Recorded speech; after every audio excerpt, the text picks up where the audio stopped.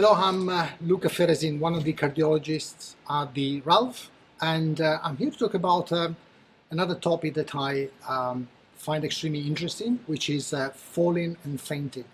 I use the words falling and fainting instead of the word collapse, because although collapse is used in sort of general discussions in veterinary medicine, collapse actually applies only to structures. So we can talk about collapse of a bridge, of a building, or collapse of an airway, or collapse of vessels. So when it comes to dogs and cats that fall and perhaps lose consciousness, the right terminology should be falling and fainting. And the reason is that until we perform advanced investigations, we can't really tell whether we are dealing with a patient that is falling because of a lack of cerebral perfusion, which we call a syncope, or fainting, and or because of an abnormal electrical activity of the brain, which is more commonly known as seizures, or sometimes the falling is caused by weakness or lethargy and exhaustion. So these are all possibilities that can be kept in the differential diagnosis. And then obviously we got pain and muscle cramps that can also cause falling and fainting falling but non-fainting in these patients. So I will focus initially on the importance of fainting or syncope, which is an unprovoked, unexpected, and transient condition, which is always followed by a spontaneous recovery. Now, these patients usually they just fall unconscious, and it's very important to question their carers to find out whether these dogs and cats are responsive during the recumbency, and also it's important to know how long they're recumbent for, because with syncope, fainting, the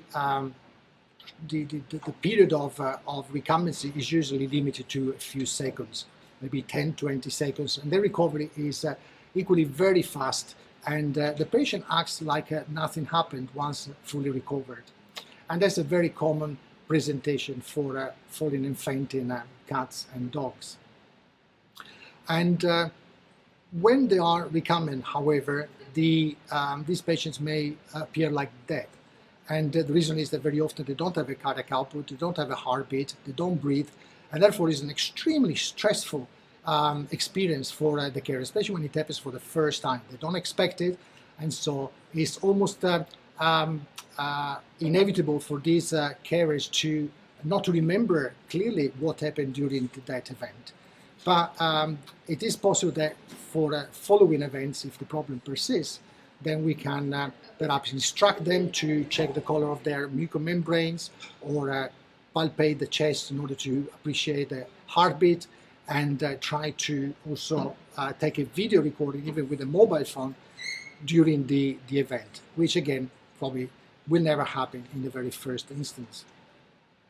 Now, the causes of falling and fainting are several, and from a cardiovascular point of view, which is the one that we tend to investigate first, surely rhythm abnormalities are very important. So when the heart rate is too fast, in severe tachycardias, or too slow, like in severe bradycardias, usually both extremes are sufficient to cause a critical drop in cardiac output, which is responsible for the lack of cerebral perfusion, and therefore the brain switches off for a few seconds, and because of that they lose control of their gait, they fall on the floor, and they look like dead patients. But then the recovery is very rapid and spontaneous.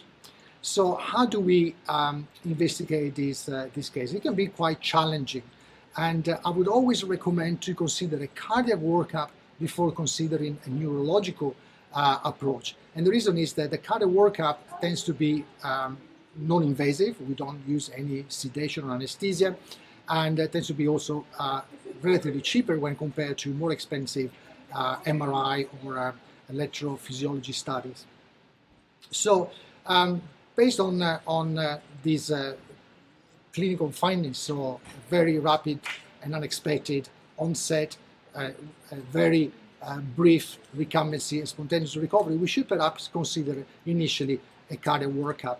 And I would suggest starting with a cardiac ultrasound, because a cardiac ultrasound will give a lot of information, if performed by somebody with knowledge and experience, a lot of information about the cardiac structure and the cardiac function. And then, of course, every echocardiogram should be recorded with a simultaneous ECG recording. And therefore, we can have, for the 20-30 minutes of image acquisition, a continuous ECG monitoring. If nothing is detected during this initial investigation, which is completely non-invasive, it doesn't require, as I said, any general anesthesia, and very rarely we require sedation for this test, then we should perhaps consider a 24-hour ECG. 24-hour ECG is more powerful than the standard ECG, which by default should be 20-30 seconds. We tend to record with digital ECG up to at least 5-10 minutes in order to catch events that are not constantly present. But 24-hour will increase dramatically the diagnostic yield. However, you also need to remember that very often, and probably the majority of cases, these dogs do not faint on a daily basis. So perhaps you need to consider a 48-hour recorder or a 7 days recorder. But again, sometimes they just faint once a month or every 2-3 months, or sometimes they faint like in a battery of 3-4 times in a day, then they don't faint anymore for several weeks. So in these situations, we got another very powerful diagnostic tool, which is called the implantable loop recorder, which is a sort of microchip that we can implant under a light anesthesia under the skin at the level of the left side of the chest and the level of the heart. And this is a device that can record continuous ECG for up to 3 years.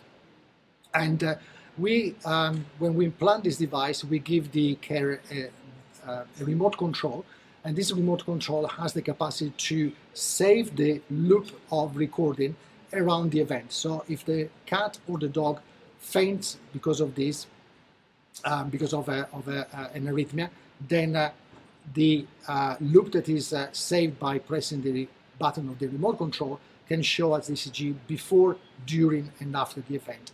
And in this way, we can rule in an arrhythmia or rule out an arrhythmia. If we can rule out an arrhythmia with a complete and remarkable echocardiogram, then it is almost 99.9% non-cardiac in origin. So we can then transfer the investigation to our neurology friends. But if we do see, for example, a tachycardia or a bradycardia, we've got several tools to fix these problems. And certainly for bradycardia, the most successful intervention is the implantation of a pacemaker. And I've got two cases that I've seen for you, and I work in a very strict collaboration with my neurology colleagues here at Ralph. We had a case that was initially referred to neurology, which ended up being a cardiac patient. So we implanted a pacemaker in this dog last week. And similarly, I had a dog that was referred to me for initial investigation because the carer thought was fainting.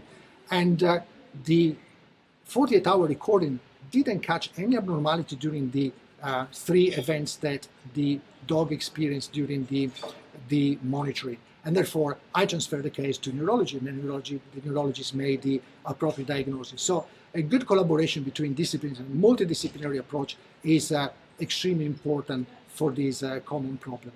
But as I said, it's challenging. It requires a lot of experience and sometimes advanced technology. But we moved from 20 years ago, where the diagnosis was reached in approximately 50% of cases, to almost 100% of diagnosis with these sophisticated techniques.